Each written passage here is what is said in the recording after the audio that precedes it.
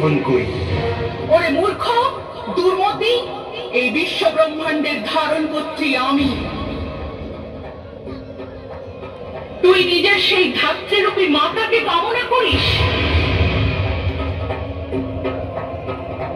আমার প্রতি এই আকর্ষণ ক্ষণকালের মধ্যে আতঙ্কে না রূপান্তরিত হয়। কি বললে দেবী? আতঙ্ক? আমার স্বর্গ মর্ত পাতালের একচ্ছত্র অধিপতি অসুরাজ মহিষাসুরে? তোমাকে যত দেখছি আমার বাসনা তত তীব্র হচ্ছে। আর দেরি কেন?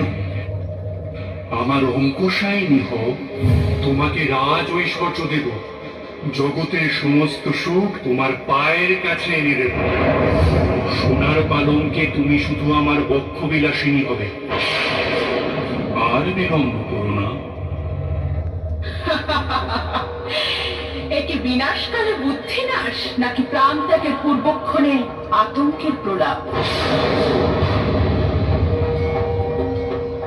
ওরে দুরাচারী, তোর অন্তিম ক্ষণ আসন্ন। যে মোহিনী রূপের সঙ্গলাভের এত কামনা তোর, সেই রূপের তেজেই তুই ভস্ম হয়ে যাবি। অদৃশ্য হয়ে যাবে তোর শৌর্য, বীর্য, দম্ভ।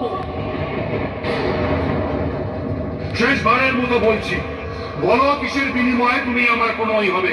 বলো কিসের বিনিময়ে? নারী শক্তির প্রতি এত তাচ্ছিল্য?